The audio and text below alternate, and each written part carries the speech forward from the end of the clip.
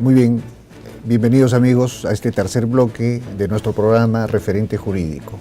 Estamos con Ricardo Valdés Cabaza, director ejecutivo de CHC Alternativo. Estamos conversando sobre la trata de personas y los delitos asociados. En este bloque queremos desarrollar los esfuerzos que se vienen haciendo desde el Estado y la sociedad civil para luchar contra este fenómeno delictivo. Particularmente, por mi experiencia profesional, yo he visto que, al menos desde el Ministerio de Justicia, la Defensa Pública generó la defensa de víctimas. Fue un cambio sustancial. Claro, ¿no? Y cuya filosofía de atención estaba orientada a la víctima, en especial de estos delitos complejos como es la trata de personas. ¿Qué otros esfuerzos en el Estado? En el Ministerio Público, la doctora Rosario López Wong y el equipo de fiscales que la acompaña también han generado esfuerzos importantes para luchar contra la trata de personas. Ahí se creó la unidad de protección a víctimas y testigos, que también atendía preferentemente a víctimas de trata. Me imagino que en la policía y en otros sectores del Estado, ustedes que conocen más de cerca el fenómeno, ¿ha habido una respuesta efectiva del Estado? A ver, yo creo que sí. Es decir, cuando a mí me preguntan cuál es la evaluación que tenemos acerca de la política pública, de la aplicación de la política pública en el Perú, yo digo que nosotros hemos avanzado mucho y creo que tenemos un marco normativo bastante importante en general, no solamente en leyes, en reglamentos, en protocolos. Ha habido un interés genuino por enfrentar el delito a ese nivel. ¿Dónde siento yo que nos falta? Creo que nos falta mucho en el tema presupuestal, ¿no? Porque vamos directamente al punto. O sea, para que la policía especializada pueda realmente hacer su trabajo, requiere de fondos que le permitan trasladarse o que le permitan capacitar a más gente en las regiones para no tener que trasladarse necesariamente, pero todo eso requiere de presupuesto. En el caso de las fiscalías especializadas, que es otro esfuerzo del Ministerio Público, son 8 fiscalías especializadas en los lugares donde hay más víctimas de trata o casos de trata de personas. Lo mismo, o sea, no siempre cuentan con los recursos para el traslado de víctimas o para el alojamiento transitorio de la víctima mientras dure el proceso de investigación. A veces no hay recursos con que atenderlas. Nos toca como sociedad civil, más de una vez hemos tenido que apoyar ese esfuerzo. Defensa pública también creo que es un tema que ha sido un esfuerzo muy grande, muy fuerte. ¿Qué ha significado un cambio de paradigma? ¿No? Sí, claro, porque inclusive tradicionalmente la defensa pública estaba orientada al imputado. Exacto. Pero es a partir de este tipo de fenómenos delictivos y otros que se presentan en la sociedad, en especial los casos de familia, es que la víctima necesita una defensa, ¿no? Y la cautela de sus derechos en juicio. Correcto. ¿No? Y ahí hay un avance muy importante y yo diría que en los últimos registros de los cuales tenemos conocimientos que nos han entregado en el 2017 son más de 500 casos que ha visto Defensa Pública de víctimas de trata, ¿no? Y eso es un número bastante, que hace un tercio de todos los casos de trata que han recurrido a la Defensa Pública para que puedan garantizar sus derechos. Entonces ahí hay un esfuerzo importante. Me parece que a nivel del Poder Judicial todavía hay mucho por hacer. Y creo que también hay mucho por hacer en lo que es la generación de evidencia. Hay que entrenar más a la gente en lo que es el manejo de la prueba y la preservación de la prueba. Vemos que en muchos casos se caen por eso. Creo además que ha habido un desarrollo vertiginoso de los tipos penales. No solamente 2007 o 2011 o 2014 que se ve, 2011 que es el plan, 2014 que es la modificación del tipo penal. Luego tenemos también otras modificaciones que se dan en el año 2016 con el nuevo reglamento, en fin, el nuevo plan nacional, etc. Hay muchas cosas que se han producido ahí. Pero, por ejemplo, todavía tenemos grandes carencias en el registro de las denuncias. Y sería fantástico si pudiésemos contar con un número único, que de tal forma que un caso que denuncia en la policía, que luego es trabajado por el Ministerio Público, que deriva en una imputación concreta, con un caso concreto, que con ese mismo número pase al Poder Judicial para poder darle trazabilidad al caso. Eso aún Claro. Estamos un poquito lejos de conseguirlo. En todas las materias, ¿no? En todos los temas. Un poquito lejos de conseguirlo. Ideal. Pero sí, los sistemas de registro, creo que ahí hay algo que ya se ha avanzado. O sea, el RETA, que fue un esfuerzo muy importante, se está repotenciando.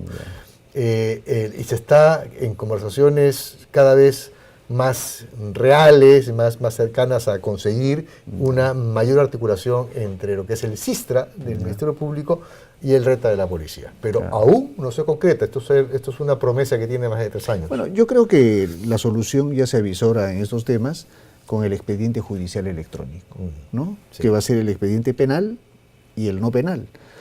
Y también, por su lado, el Ministerio Público, la carpeta electrónica, la carpeta fiscal electrónica, lo que va a permitir armonizar, ¿no? estos números correlativos de los expedientes que puedan hacer un seguimiento de los casos. ¿Cuáles son los delitos asociados más frecuentemente al tema de trata? ¿Cómo los podemos identificar? A ver, hay unos cambios en el año 2017 que creo que vale la pena también mencionar. Por la finalidad. Ya. O sea, si hablamos de la explotación sexual como una finalidad de la trata, habría que ver qué otros fenómenos de explotación sexual se dan en nuestro medio. Y hay hasta 9 tipos penales: rufianismo, proxenetismo, favorecimiento a la prostitución, usuario-cliente, explotación sexual en viajes y turismo, pornografía infantil, ¿no? Ese paquete tiene que hacer con lo que a nivel de menores de edad, tiene que hacer con un fenómeno que se llama ESNA, explotación sexual de niños, niñas y adolescentes. Qué importante, porque cuando se tienen estos delitos, por lo general no se lo asocia al fenómeno de trata, cuando este puede ser un derivado. O una antesala. Así es. ¿No? O sea, entonces, cuando en el 2017 se crea el 153, creo que es el B, ahí se incluye el fenómeno de explotación sexual en general. No se habla de menores de edad, sino se habla como un agravante de la minoría de edad, ¿no? Entonces, pero se le incluye en el 153, con lo cual están haciendo una asociación con el tema de trata, al meterlo en el mismo artículo. Sin embargo, son fenómenos distintos, y tienen tratamiento distinto y obviamente tienen penas distintas también. Y luego, eso en lo laboral, se genera otro tipo penal también en el 2017, que es el 153C, que es esclavitud. Para mí, en lo personal, me es un poco difícil poder distinguir entre la esclavitud y el trabajo forzoso. O sea, creo que están muy, muy emparentados, ¿no? El trabajo forzoso es una finalidad, inclusive a nivel internacional, la OIT habla de trabajo forzoso y ellos equiparan trata con trabajo forzoso. Y hablan de las peores formas de trabajo infantil, ahí incluyen la explotación sexual. Por eso digo, hay mucho todavía que trabajar en ese tema de esclarecimiento de los tipos penales, y creo que también es importante darle una racionalidad a los tipos penales y a las penas. Eso es un trabajo no de los psicólogos, es un trabajo de los abogados, ¿no? Pero sí creo que hay necesidad de dar una racionalidad a los tipos penales. Lamentablemente, el legislador, que no es necesariamente abogado, puede ser cualquier persona, basta con que haya terminado el colegio, en el Congreso de la República, reaccionan políticamente ante un evento y suelen siempre irse contra las penas, ¿no? No, esto es lo que se llamó el populismo penal. El populismo penal, ¿no? Claro. Entonces, eso lo que, como una vez conversando con un juez decía, el problema de dar cadena perpetua en casos de violación de menores, cuando la trata es un proceso de violación continua, entonces dice, bueno, lo que puede ocurrir es que de repente que el delincuente tenga que elegir entre cadena perpetua por explotación, por violación sexual, versus 35 años por homicidio. Entonces, de repente, por este ejercicio, terminamos condenando a una víctima de violación sexual porque un psicópata decide que es más factible para él salir del problema acallando a la víctima, asesinándola. Entonces, simplemente por elección, ¿no? Es un incentivo perverso. Es un incentivo perverso. Bueno, por eso digo que esos son todos los temas, así muy rápidamente, que creo que hay en los cuales trabajar. O sea, bajarle el tono a este populismo penal, encontrar una coherencia a los tipos penales y a las penas, sobre todo, a las situaciones agravantes, qué sé yo, distinguir entre el trabajo forzoso, esclavitud, que se genera como tipo penal, y luego, sobre ese proceso, creo que hay que capacitar mucho también al personal, a los jueces en general, ¿no? A los operadores jurídicos. Operadores jurídicos, para que tengan la sensibilidad de identificar este tipo de delitos. Sí. Y ahí hay un tema adicional, hay un tema adicional que tiene que hacer con lo que es la reparación de la víctima.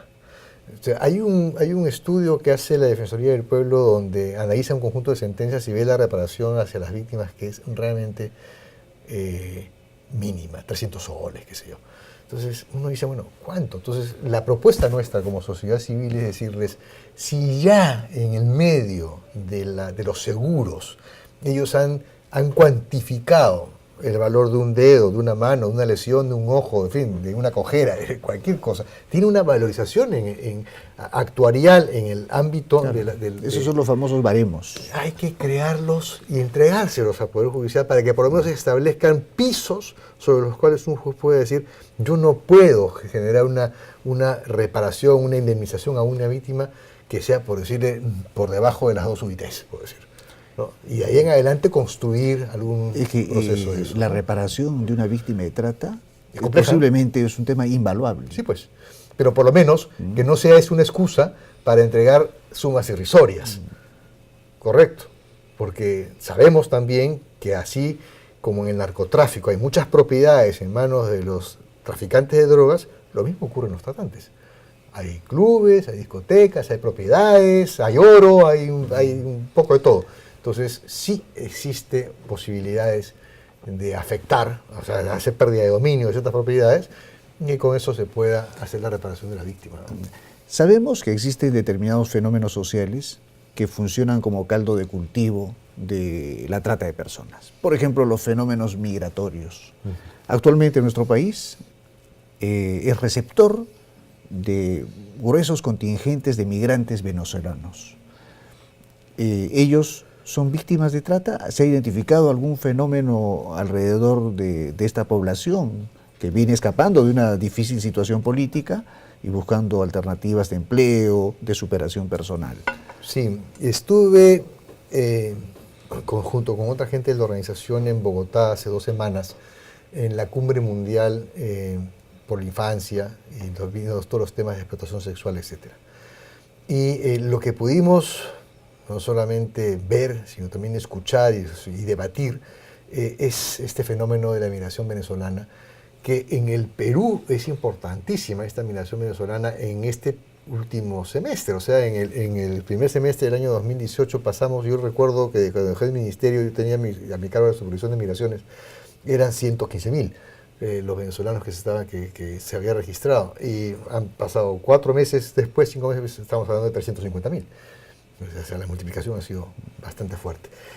Brasil, que tiene frontera con Venezuela, tiene cifras mucho mayores que las que tenemos nosotros.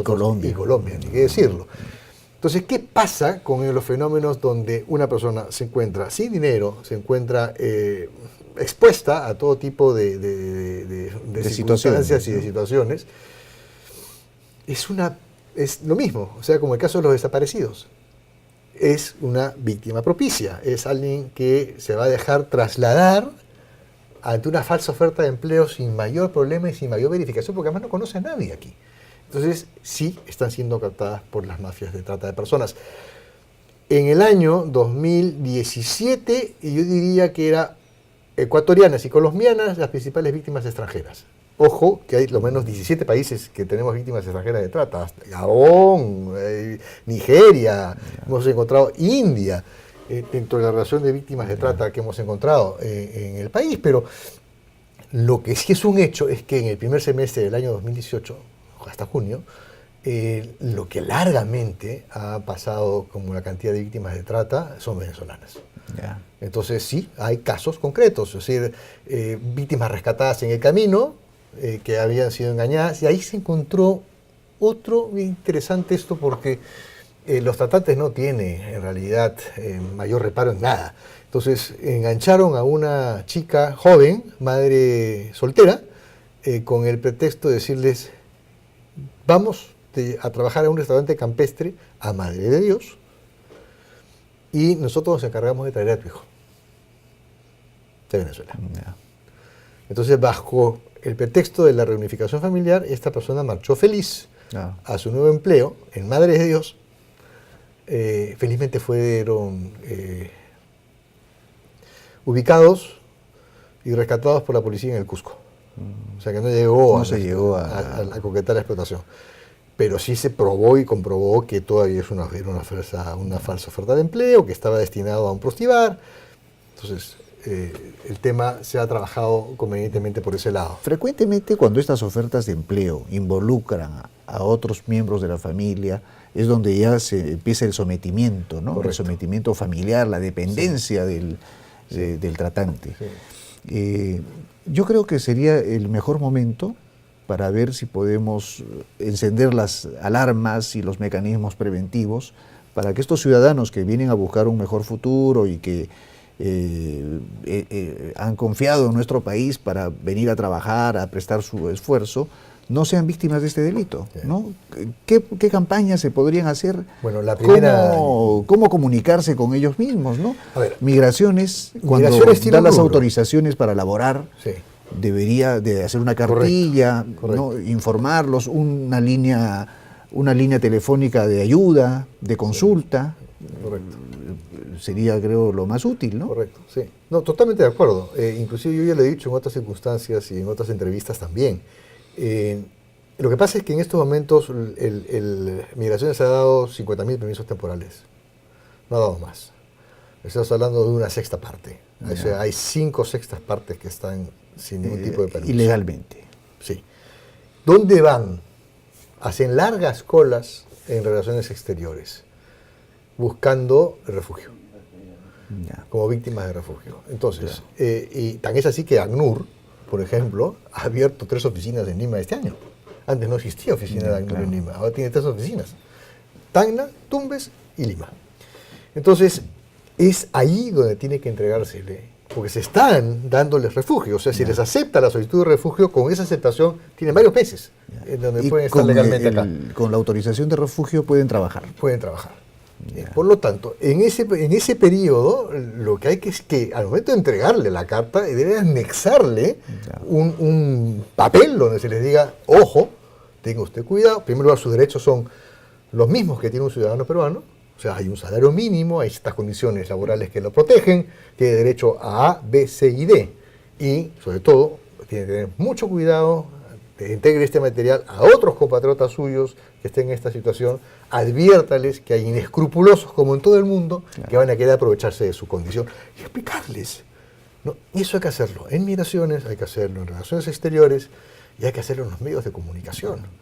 Y hay que trabajar también con las organizaciones ya de venezolanos, porque ya hay un número importante de venezolanos y hay organizaciones de migrantes venezolanos con los que hay que también trabajar, ¿no? Y eso es algo que le corresponde, obviamente, a la Policía Nacional, a la parte preventiva del Estado peruano, ¿no? Y desde el lado del gobierno venezolano no hay ninguna respuesta, ¿no? No, pues porque justamente están en las antípodas en este caso. No sé, tenemos que tener en cuenta que hay gente que está saliendo, huyendo de alguna forma de la situación.